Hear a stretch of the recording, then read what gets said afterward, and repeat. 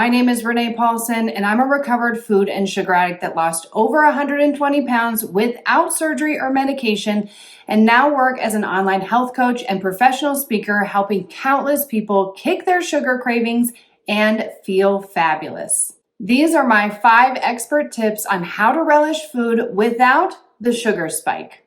My number 1 tip on how to relish food without that sugar spike is to look into doing a 10-day sugar detox.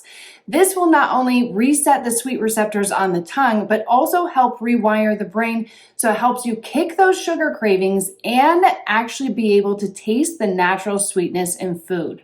Number 2 would be to have your favorite fruit on hand. This helps you start to reprogram your habits so that when you want something sweet, instead of gravitating towards something that is processed, we're gravitating towards fruit which has natural occurring sugars.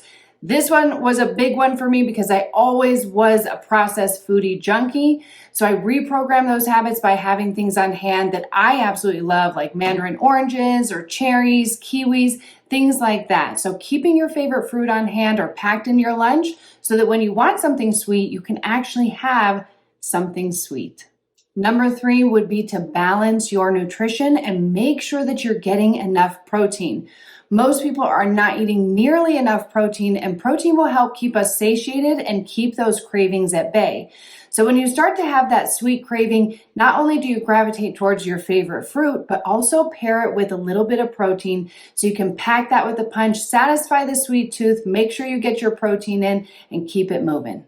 Number 4 would be to start exploring some sugar alternatives. There's 0-calorie options like stevia, monk fruit, or erythritol. You can also substitute in recipes sugar out for honey or maple syrup. And one of my best tips that I love, especially when looking at recipes, is to cut that sweetener by half.